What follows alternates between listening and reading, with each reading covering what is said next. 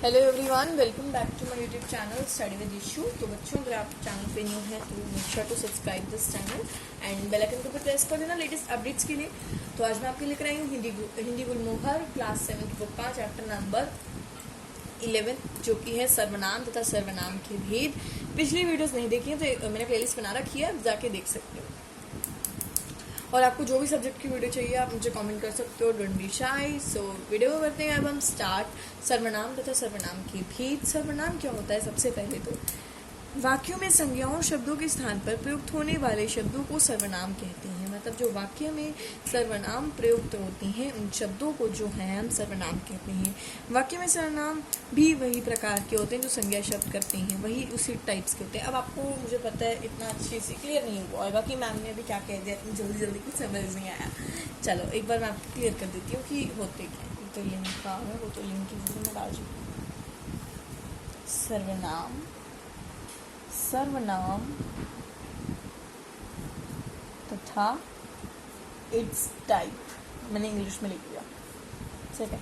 चलो अब सर्वनाम शब्द सर्व तथा नाम शब्दों से मिलकर बना है। ओके, सर्व का मतलब होता है बच्चों सब। सर्व का मतलब क्या होता है?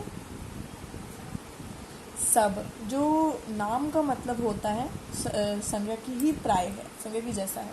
अतः सर्वनाम शब्द का अर्थ होता है वह शब्द जो शब्द नामों संज्ञाओं के स्थान पर मतलब जो भी नाम है संज्ञा उन सब पर प्रयुक्त होता है। अब मैं आपको ना छोटा सा एक लाइन समझाऊंगी, आप उस पर समझ जाओ, ज़्यादा मुश्किल नहीं आएगा। राम के, चलो मैं आपको ना ऐसे ही बोल देती हूँ, इट्स वेरी इजी, मैं आपको समझाऊंगी। राम के गांव का नाम ध्यान से पढ़ना। राम के गांव का नाम सोगारा है। राम संगारे में ही पढ़ता है। राम के पिताजी संगारे में ही पोस्टमैन है। पिताजी बहुत ईमानदार है। पिताजी ने ही राम को विद्यालय में प्रवेश दिलाया है। इन वाक्यों में आपने देख रहे हैं कि बार बार संज्ञा शब्द दोहरा रहे हैं। क्या शब्द है संज्ञा शब्द? स्वाभाविक तरीके से तो ऊपर वाले वाक्यों में इस प्रकार कह सकते थे, ऐसे भी कह सकते थे ना कि राम के गांव का नाम संगोरा है, वह वहीं पढ़ता है, उसके पिताजी वहीं पोस्टमैन है, वे बहुत ईमानदार हैं, उन्होंने ही उसका विद्यालय में प्रवेश किया।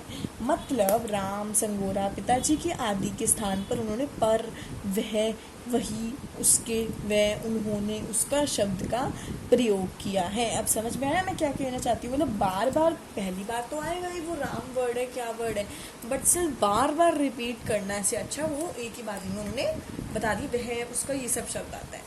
सर्वनाम तो बचपन से पढ़ते आ रहे, बट फिर मैंने आपको बता दी है। तो अब हम पढ़ जा रहे हैं बच्चों सर्वनाम के भेद। सर्वनाम के भेद हमारे टोटल होते हैं बच्चों 6 प्रकार के। पहला होता है पुरुषवाचक, फिर होता है निश्चयवाचक, अनिश्चयवाचक, प्रश्नवाचक, संबंधवाचक, निजवाचक। तो पुरुषवाचक हम सबसे पहले पढ़ेंगे। तो पुरुषवाचक क्या है? सर्वनाम पढ़ते हैं। ये थोड़ा सा डिफिकल्ट चैप्टर आप कह सकते हो है, तो आपको पैनिक होने की जरूरत नहीं है, वी कैन डू इट। क्योंकि पुरुषवाचक क्या होता है? पुरुषवाचक सर्वनाम जब भी दो लोग बातचीत करते हैं तो बातचीत करने वाले में एक वक्ता होता है, वक्ता मतलब बोलने वाला होता है, और एक सुनने वाला होता है, श्रोता होता है। वक्ता कभी तो अपने बारे में कुछ कहता है और कभी श्रोता के बारे में कुछ कहता है। अपने बारे में कहता है तो श्रोता के बारे में, जो सुन रहा है उसके बारे में कहता है। इसके बाद दोनों के तीसरे व्यक्ति के बारे में भी कुछ कहता, सुनता है, जो उपस्थित नहीं बोलता। ऐसी स्थिति में तीनों ही पुरुषों, बोलने वाले, सुनने वाले तथा जो उपस्थित नहीं है, जो तीसरे उसके बारे में बात कर रहे हैं, उसके लिए जिन सर्वनामों का प्रयोग होता है उसे उन सर्वनामों को हम पुरुषवाचक सर्वनाम कहते हैं। जिसमें 2 जाने बोलने वाले हैं, एक सुनने वाला है और उपस्थित नहीं है, मतलब जिसकी मैं बात कर रहे हैं वो है नहीं। जैसे मैं बैठा हूँ, तुम जा रहे हो, वह आ गया, मतलब वह आएगा, तो वो चीज़ वह आएगा, तो ये जो थर्ड वाला होता है ना वो पुरुषवाचक सर्वनाम में आ जाता है। अब पुरुषवाचक में 2 प्रकार के होते हैं बच्चों, उत्तम पुरुष, मध्यम पुरुष और अन्य। 2 प्रकार के नहीं होते, 3 प्रकार के होते हैं। मैंने पढ़ा नहीं, मुझे लगा सिर्फ 2 ही हैं। उत्तम पुरुष, मध्यम पुरुष, अन्य पुरुष। उत्तम पुरुष क्या होता है? जिन सर्वनामों का प्रयोग वक्ता द्वारा अपने लिए किया जाता है, मतलब अपने लिए किया जाता है, वह उत्तम पुरुष कहलाता है। मैं कल कश्मीर जा रहा हूँ, मैंने, मतलब जो उत्तम होता है सबसे पहला पुरुष होता है। मध्यम क्या होता है बच्चों? जो श्रोता होता है, जो सुनने वाला होता है, उसको हम मध्यम कहते हैं। तू यूज होता है उसके लिए। अन्य पुरुष जो जिसकी जो उपस्थित नहीं है, मधन, यार आजकल वीणा कक्षा में नहीं आ रही, वह इन दिनों कहीं बीमार तो नहीं?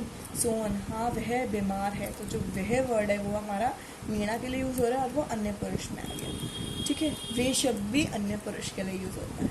अब हम पढ़ने जा रहे हैं बच्चों निश्चयवाचक सर्वनाम। निश्चयवाचक सर्वनाम क्या होती है? जिन सर्वनामों से किसी निश्चिता व्यक्ति या वस्तु का पता चलता है उसे निश्चयवाचक सर्वनाम कहते हैं। इसके अंतर्गत एक वचन या मतलब किसी व्यक्ति का पता चलने से यह ये है। अध्यापक, मदन यह क्या उठा लाए हो? छात्र, ये किताबें ये तो फट चुकी हैं, नई किताबें लेनी पड़ेंगी। तो ये किसको वो संकेत कर रहा है? किताबों की ओर इशारा करते हुए। तो इशारा करने वाले प्रोसेस को जो सर्वनाम होता है उसको हम निश्चयवाचक सर्वनाम कहते हैं। तो बच्चों हम बढ़ जा रहे हैं अनिश्चयवाचक सर्वनाम। अनिश्चयवाचक सर्वनाम क्या होती है आपकी? एक सेकंड, हाँ, निश्चयवाचक सर्वनाम क्या होती है? जब किसी व्यक्ति या वस्तु के बारे में निश्चितता उसकी व्यक्ति कौन है पता चल गया, वह उस वस्तु क्या है, उन सर्वनामों के बारे में बात होती है तो उसको निश्चयवाचक सर्वनाम कहते हैं।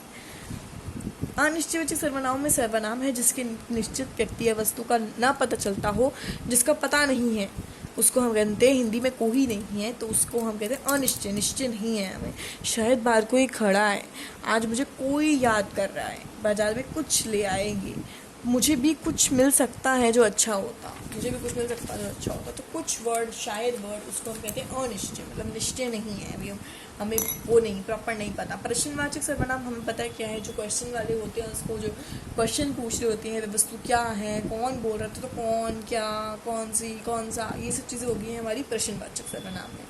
संबंध मतलब रिलेशन होता है बच्चों। संबंधवाचक सर्वनाम वह वाक्य होते हैं प्रधान उपयुक्त होता है जिसमें शेष अचित्य उपकाय कुछ सर्वनामों पर प्रधान उपकात्य को संज्ञा के सर्वनामों के साथ आश्रित किए होते हैं। वह लड़की नहीं आई जो अक्सर बात किया करती थी, जिससे, उसे, जिसकी, जिसका, ये शब्दों को हम संबंध कहते हैं, जिसका हम रिलेशन बता रहे हो। निजवाचक सर्वनाम क्या होता है बच्चों? निज का शब्द अर्थ होता है अपना, तो अपना जैसे स्वयं, अपने आप ही, खुद। जैसे अब यह काम मैं स्वयं करूँगी, मुझे खुद ही वहाँ जाना पड़ेगा, क्या आप यहीं रहें, वह अपने आप संभाल लेगा, ऐसे।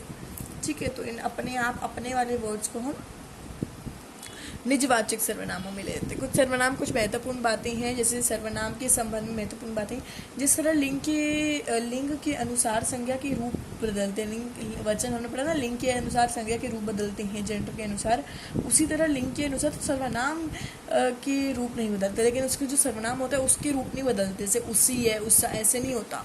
सर्वनाम शब्द पुल्लिंग तो स्त्रीलिंग में एक ही समान होता है, जैसे मैं कल दिल्ली जाऊँगा, मैं कल दिल्ली जाऊँगी, तो मैं वर्ड बदला नहीं, बदला ना।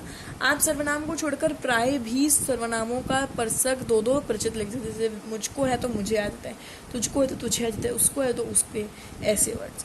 तो बच्चों यहीं हमारा चैप्टर जो है खत्म होता है। अगर आपको आज के वीडियो से कुछ हेल्प मिली हो तो make sure to like this video, and guys if you have not subscribe my channel till now so make sure to subscribe study with Ishu. And हाँ बच्चों, मेरा एक और चैनल भी है जो कि है कुक विद ईशू, तो बच्चों अगर आपने अब तक उसको भी सब्सक्राइब नहीं करा तो जल्दी से जाके सब्सक्राइब कर लो एंड उसको बेल आइकन को प्रेस कर लो, कि ताकि मैं बहुत यमी डिलीशियस से डिशेज उस पर पोस्ट ऑन करती रहती हूँ। तो मैंने सोचा मैं अपने स्टडी विद ईशू के व्यूअर्स को भी बताऊँ। सो बच्चों अगर आपको कोई डाउट है तो please leave it in the comment below, and I will meet you all in the next video. Till then bye bye and take care. Bye all.